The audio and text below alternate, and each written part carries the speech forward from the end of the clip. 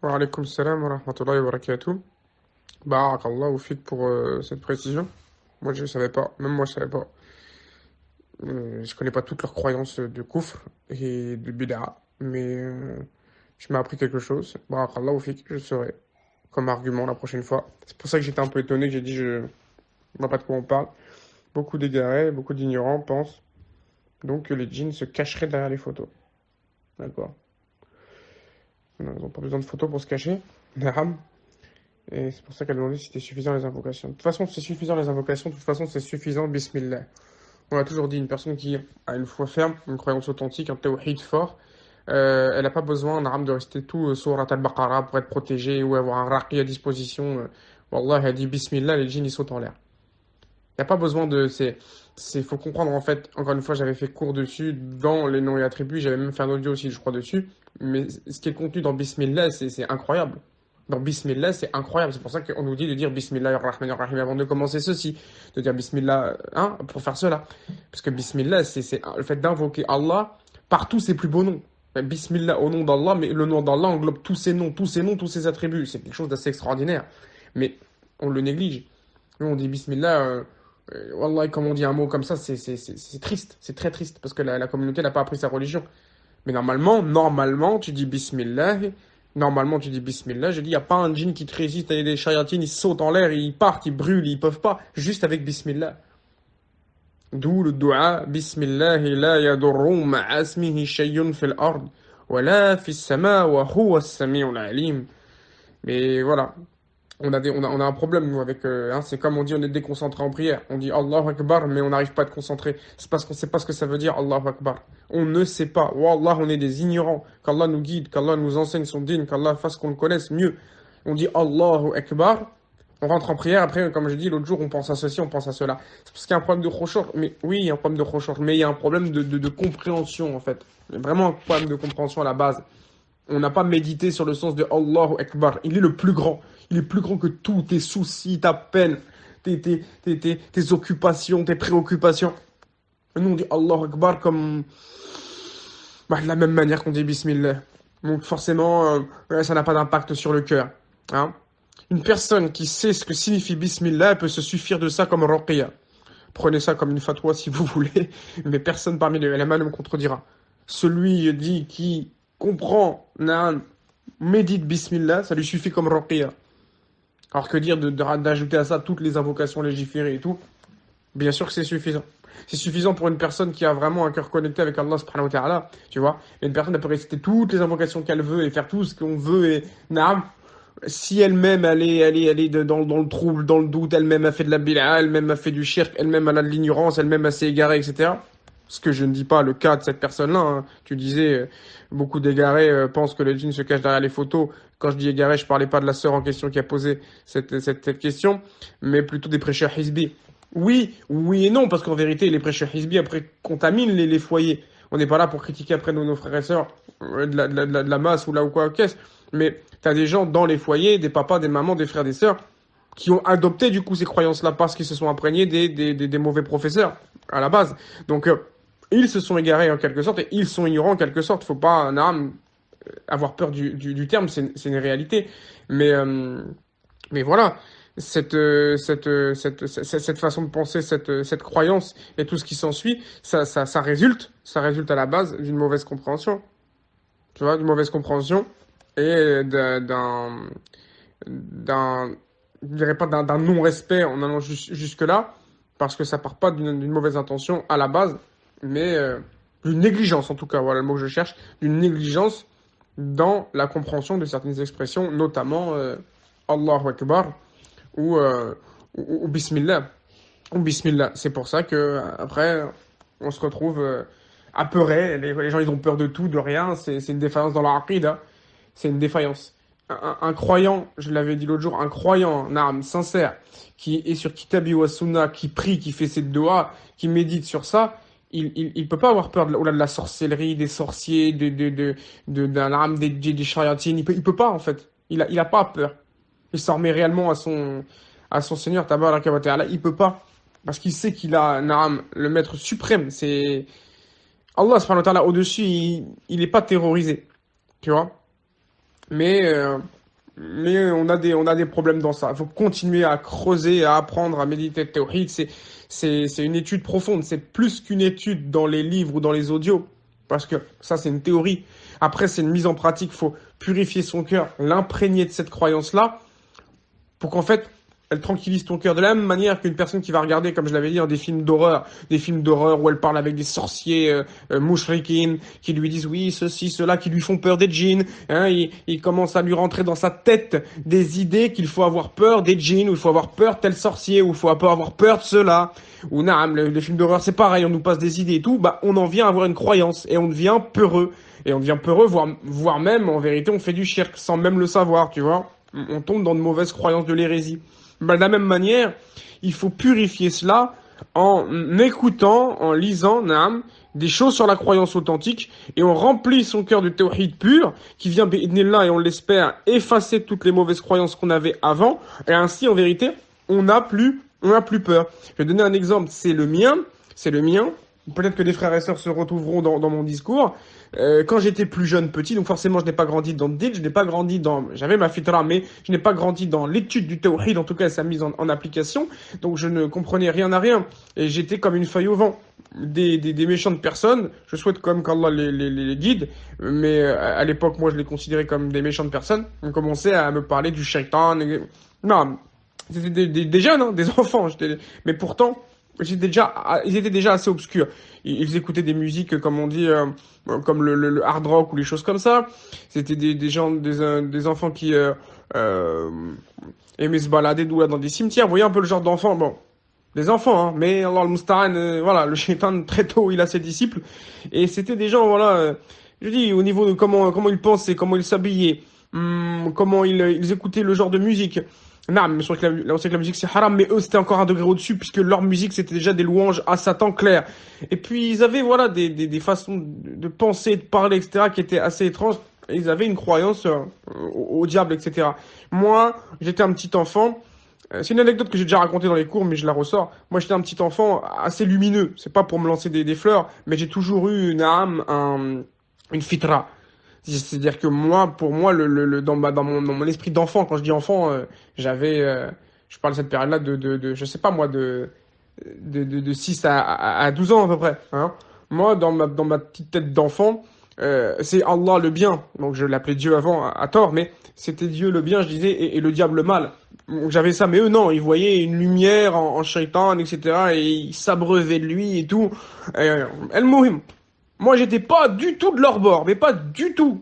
Moi, j'étais un enfant qui n'avait pas de din, rattaché à un din, mais un enfant qui croyait en tout cas en l'existence d'Allah subhanahu wa ta'ala de manière à l'unifier dans sa seigneurie, en tout cas, à Rububiyya, malgré mon manque de connaissances évident.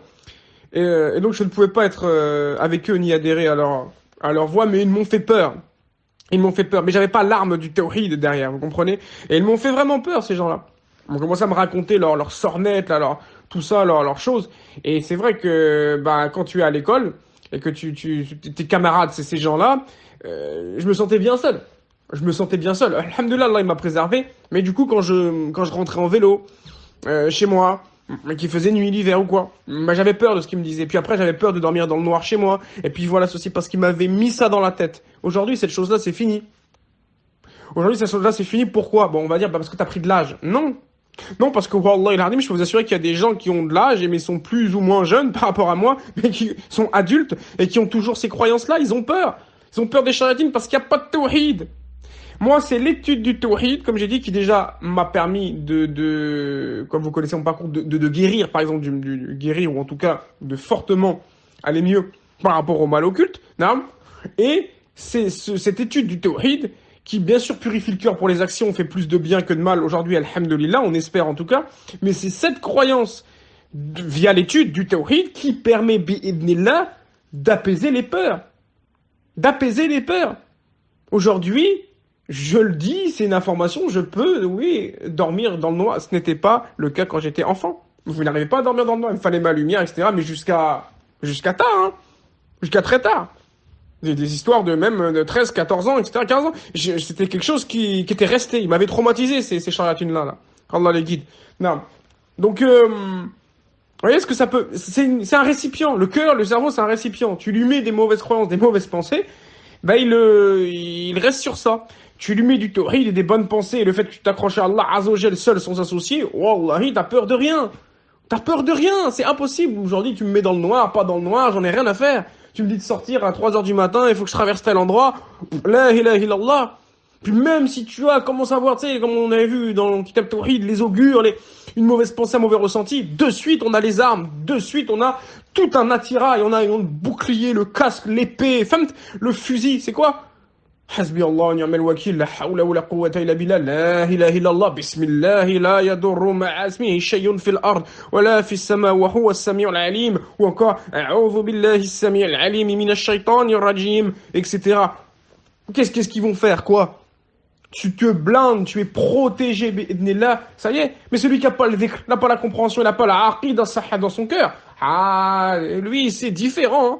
Lui vraiment c'est un miskin, il est Wallah, on souhaite à tout le monde cette protection-là. Le tawhid, c'est le plus beau trésor, la chose la plus précieuse dans ce bas monde. Il n'y a pas. Il n'y a pas. Tu peux avoir les richesses. Je l'ai toujours dit, tu vas avoir des enfants magnifiques, des femmes magnifiques, des richesses incroyables, une santé de fer, comme on dit. Wallah, t'as pas le tawhid, t'as rien. T'as welou. T'as rien du tout. T'as rien. Donc quand tu t'accroches à un talisman, ou tu t'accroches à une parole de shirk, ou une superstition, wallahi, t'es comme une feuille au vent. Même si t'es courageux, t'as des muscles et tout, et tu penses placer ta confiance en Allah, en fait, tu places ta confiance sur une toile d'araignée. C'est comme si une toile d'araignée était tissée au-dessus d'un trou de 30 mètres, et que toi, tu dis, je place ma confiance en Allah en t'accrochant à cette toile. Eh ben, t'es un imbécile plus qu'autre chose, parce que Wallah, cette toile, elle va craquer et tu vas sombrer dans les ténèbres. Mais c'est ce qu'ils pensent, ils s'accrochent à des idoles, à des paroles, à des choses, à des objets. En dehors d'Allah, ils pensent s'accrocher au Tout-Puissant. Non! Ne s'accroche qu'au Tout-Puissant que celui qui s'accroche à La ilaha illallah wahdahu la sharika lah. Mais dans ses propos, dans ses actions et dans son cœur. C'est at-tawhid, at-tawhid, at-tawhid. Mais toujours, tous les jours on le dira. C'est toujours la même histoire. C'est la base de tout. C'est la religion. Din al-Islam, c'est at-tawhid. Ils disent on en parle trop. Wallahi qu'on n'en parle pas assez. J'en parle tous les jours, mais wallahi que j'en parle pas assez. Et qu'Allah me pardonne de ne pas en parler assez. Je devrais en parler encore plus. Et vous devriez en parler encore plus. C'est toujours ça. C'est toujours à Tawhid, et tout revient à Tawhid. Encore une fois, cette question qui était anodine comme ça, de dire, Naam, est-ce que, Naam, il y a des photos accrochées sur les murs, est-ce que les invocations peuvent suffire? On en vient, voilà, maintenant, à parler de ça. Walhamdulillah, et c'est Allah qui inspire les choses. Parce qu'on tourne toujours autour de ça. Et personne ne connaîtra la réussite, bien sûr, mais déjà fait de dunya. Personne ne connaîtra la vraie réussite. Et qui te dira ce qu'est la réussite? J'ai déjà fait des audios. C'est pas d'avoir réussi socialement. Non, ça c'est une illusion, c'est la dunya, ça veut rien dire. La vraie réussite fit din, personne ne la connaîtra. Hein, et personne ne connaîtra un apaisement du cœur et ne sera, comme on dit, blindé dans cette citadelle-là, tant qu'il n'étudiera pas Tawhid et qu'il ne le mettra pas en pratique. Et pour ça, faut bien le comprendre, le méditer, demander à Allah qu'il nous facilite. On a encore à apprendre sur At-Tawhid. Mais alhamdoulilah, si on chemine dessus et qu'on a pu apprendre quelque chose dessus. Il y a des gens, ils ignorent tout d'At-Tawhid. Voilà, tout juste le mot, où ils ont écouté une leçon vite fait, ils ont quelques bases. Voilà, ouais, le Tawhid, c'est le fait de dire qu'Allah, il est unique, mais pas que. Mais pas que, on l'a dit, on le répétera toujours, c'est beaucoup plus profond que ça. Tawhid, al-Rububiyyah, oui, unifier Allah dans ses actions, oui, bien sûr. Ah, c'est chez les gens qui ont eu connaissance déjà du mot at-tawhid, c'est tout ce qu'ils vont vous sortir. Bah voilà, oui, Naam, on a étudié une fois un cours, il y a eu un prêche, le prêcheur a bien dit, a bien précisé, le tawhid, c'est le fait, voilà, de reconnaître l'unicité d'Allah, il est unique, Naam, c'est le Seigneur, mais vraiment pas que. At-tawhid al-uluhiyya, il faut l'adorer seul et sans associer. Justement, comme on dit à travers ces adkar, ces doigts-là, en guise de protection. C'est ça, c'est vraiment s'attacher à Allah, tout remettre à lui. Ne penser qu'à lui, tout remettre à lui, subhanahu wa ta'ala. Et l'unifier aussi dans ses noms et attributs, tawhid al-asma wa sifat, connaître ses noms, et en découle de nobles attributs. Tawhid al-mutaba'a aussi, le fait de suivre la sunna du messager d'Allah, c'est une forme de tawhid, parce que c'est une obéissance à Allah, tabaraka wa ta'ala. Mais si tout ça, c'est pas étudié en détail, il n'y a pas de tawhid. La personne n'est pas vraiment attachée au Tout-Puissant, quand bien même elle le scanderait jour et nuit. Et donc là, on rentre dans une forte tristesse pour elle. Et ça se verra de toute façon. Ça se verra dans son comportement, dans ses actions, dans ses paroles. Elle sera fébrile. Cette personne-là sera fébrile.